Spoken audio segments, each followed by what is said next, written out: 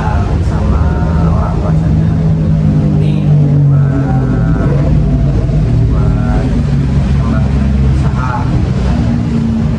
Pada saat itu saya tuh lagi pegang material ke toko bangunan ya. Karena terjadi PPKM, jadi merosotnya tuh si toko bangunan tuh merosotnya drastis gitu. Wah, sampai saya tuh bisa dibilang capek lah gitu, capek karena hari ini harus punya uang, besok harus bayar sales di toko bangunan. Jadi ketika dikasih modal tuh sama orang tua, saya berpikir wah kalau masih material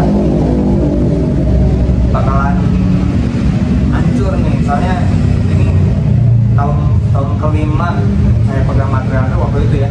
Tahun kelima tuh saya tuh terus saja turun di modal terus. Wah, kayaknya saya nggak cocok gitu di bidang material. Jadi saya memutuskan untuk nyari bisnis lain. Nah, ketika nyari bisnis lain itu ya ketemulah ngobrol sana sini, saya ketemulah sama bisnis modal.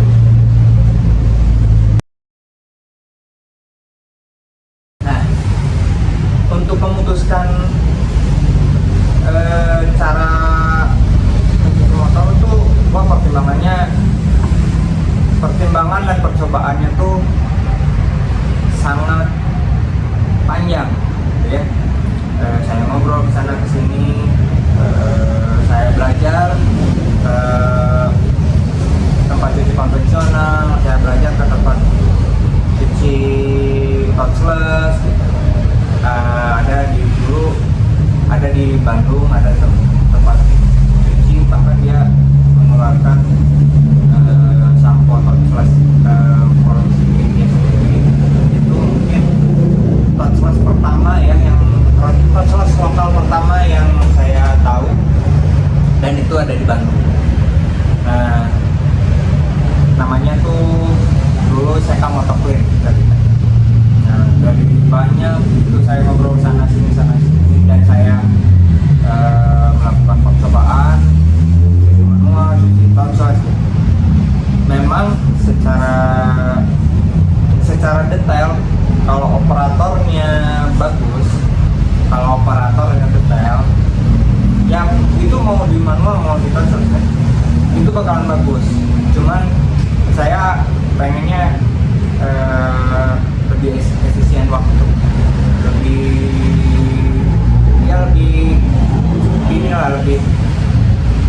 kalau touchless itu kan minim baret ya, minim resiko lah gitu. Jadi intinya saya pengen ke konsumen tuh ngasih yang terbaik gitu, jangan nggak mau yang asal-asalan. Prinsipnya saya selalu pengen ngasih yang terbaik.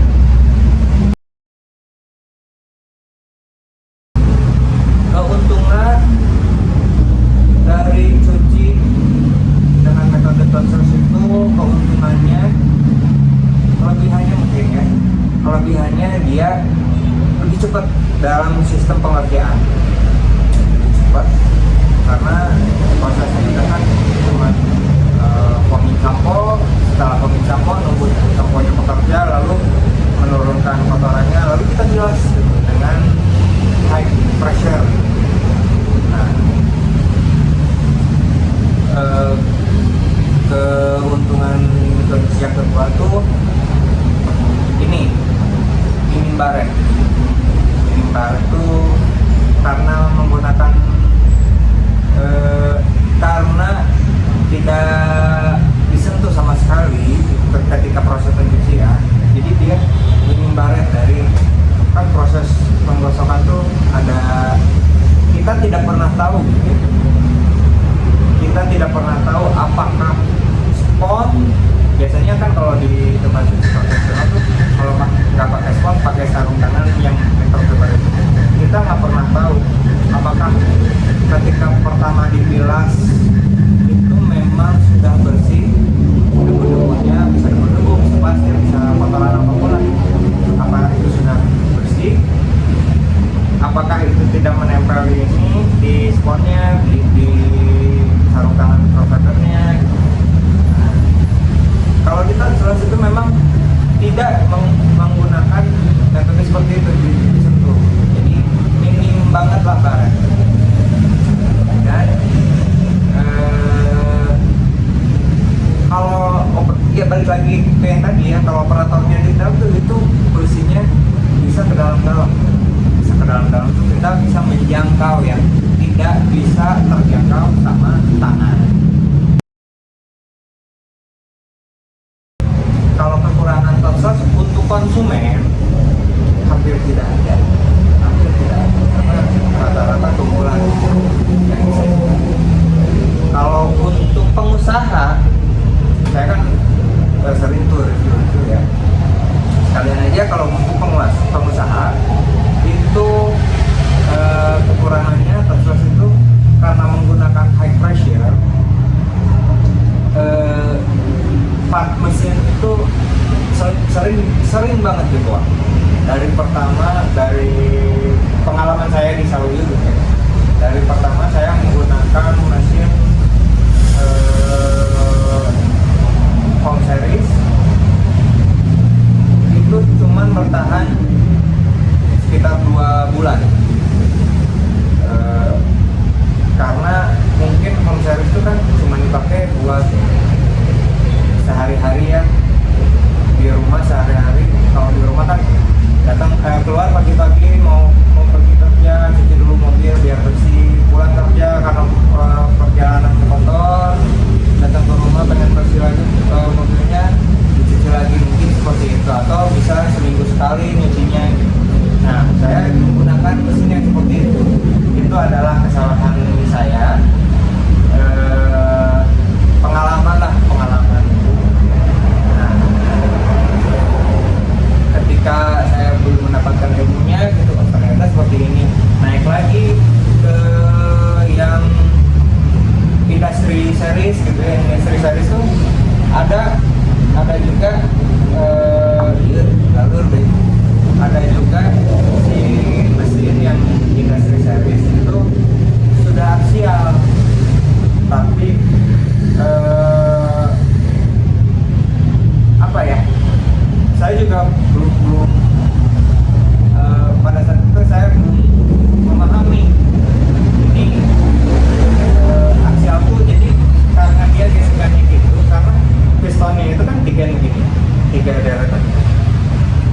Dia kan untuk menekan kesananya tuh dia ada as yang ini bearing, dia harus menekan, dan itu gesekannya tuh sangat kencang, dan karena tekanannya pun kan dia harus menekan dengan kencang ya. Ketika dia menekan dengan kencang itu si ini panas, kadang-kadang si olinya tuh tidak bisa menahan suhu panas karena tekanan itu.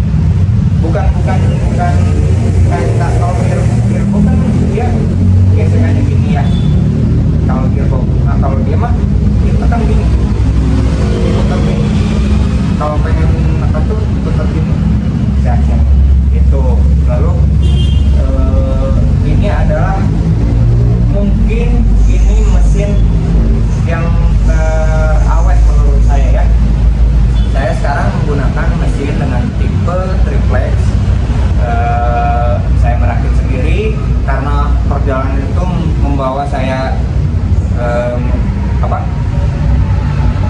ilmu saya bertambah gitu ya.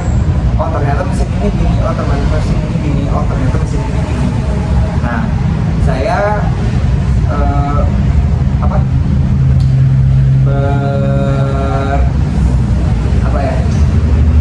udahlah memutuskan terserah gitu, nyen weh gitu. Ternyata basicnya seperti ini gitu, bikin mesin seperti ini, harus beli ini gitu. Dan lebih murah gitu ternyata kalau misalkan teman-teman ngerakit itu. Ya, kekurangannya mungkin boros di mesin ya, boros di pump, boros di mesin gitu. Itu doang sih kalau di bisnis di pengusahanya ya. Dan kekurangannya tuh ini, hampir semua sampo touchless itu harganya di atas rata-rata. Kalau kita beli sampo untuk manual biasa gitu ya, paling kalau untuk bisnis paling bisa menggunakan yang 30.000 seliter atau yang 100.000 5 liter juga. Itu bisa kepake beberapa kali. Memang kalau dihitung-hitung secara modal tuh manual tuh lebih menggiurkan sebetulnya gitu. Kalau di Tonsels itu sedikit sekali, nggak sedikit sekali, cuman nggak besar sebesar manual lah gitu. Kekurangannya itu kalau di Tonsels. Tapi kan saya kan pengen ngasih yang terbaik ya buat konsumen gitu. Jadi ya kita gas aja lah, walaupun si ininya keuntungannya sedikit, udahlah. Yang penting konsumen bahagia, selalu ingin tetap ramai, kita hubungan silaturahmi jadi panjang gitu.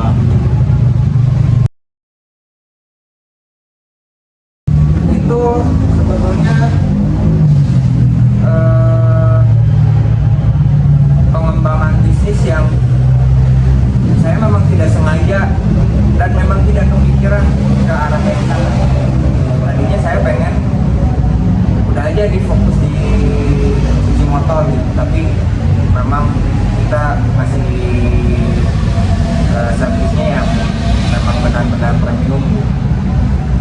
Ketika di perjalanan itu dulu sempat dari membukanya ke waxing dulu nih dan poles. Tadinya di temen ya, di saya partner lah gitu, karena ada teman pengen kalau usaha ya sama saya ditarik aja gitu. Kenapa tidak gitu, siapa tahu. Itu ketidaksengajaan itu ternyata berkembang lagi gitu. Ya ternyata bisa rebrand, ya udah kita buka rebrand aja.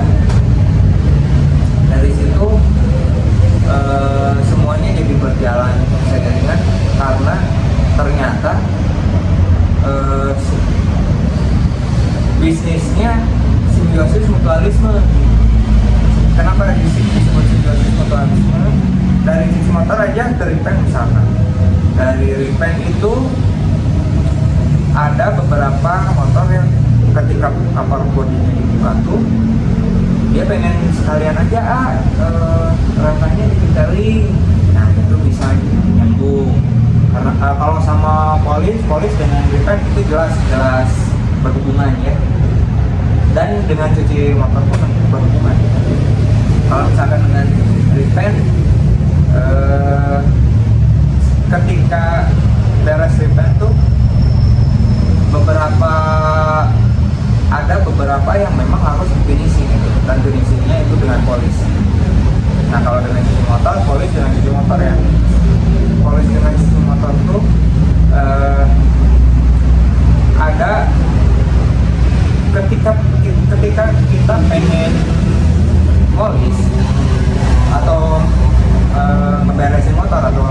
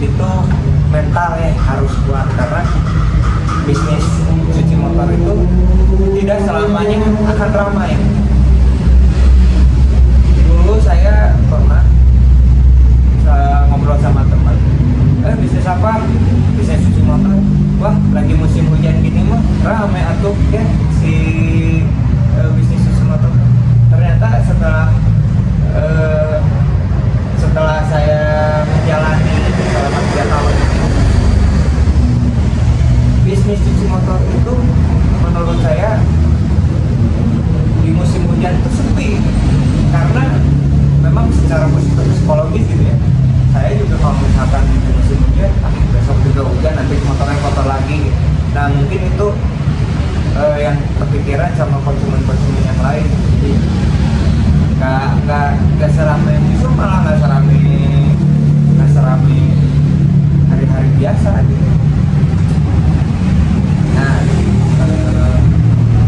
terus kasih yang terbaik dalam servis itu, kasih yang terbaik.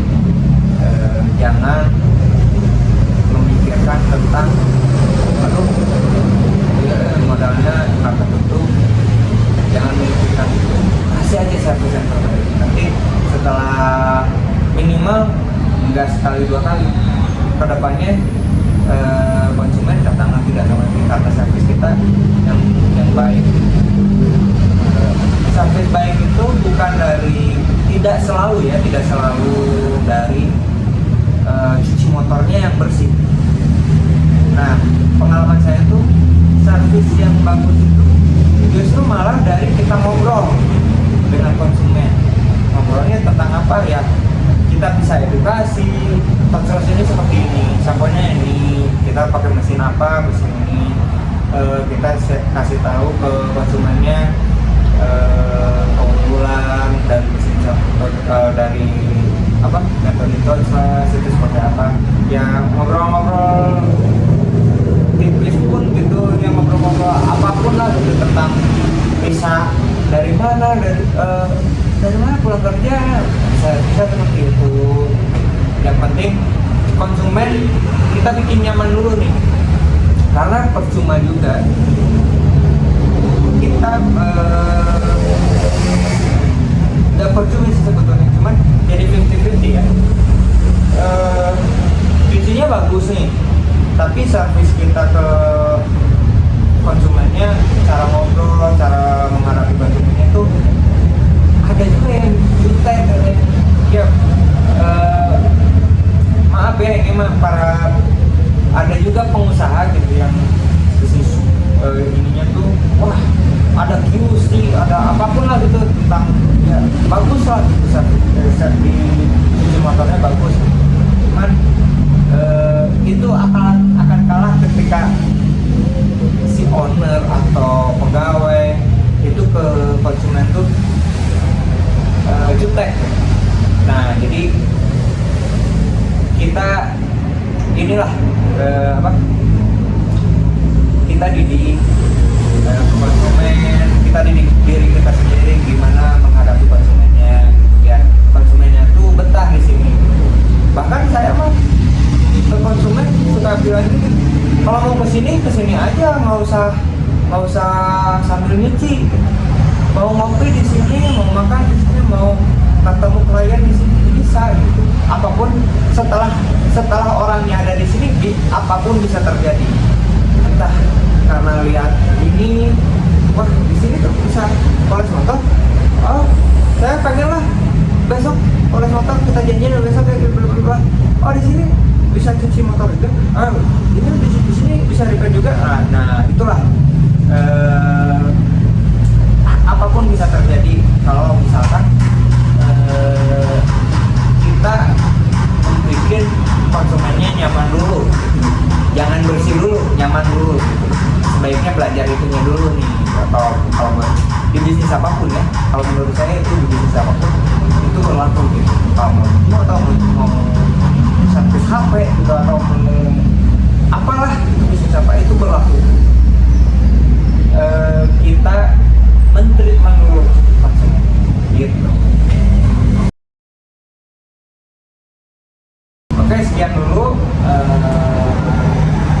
tanya-tanya sedikit seputar Saudi Motor Wash ya. Dan ini mungkin cara pertama di Saudi Motor, di channel Saudi Motor Wash. Mungkin agak terbata-bata karena saya belum terbiasa dengan lighting seperti ini, dengan setup studio yang seperti ini gitu. Sebetulnya ini studio polish karena belum ada yang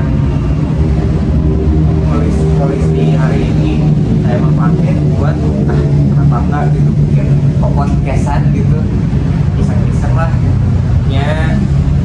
Sambil saya juga mencari ilmu gitu, ilmu kan bisa nggak selalu subjek, nggak selalu ya, ilmu tuh nggak selalu dari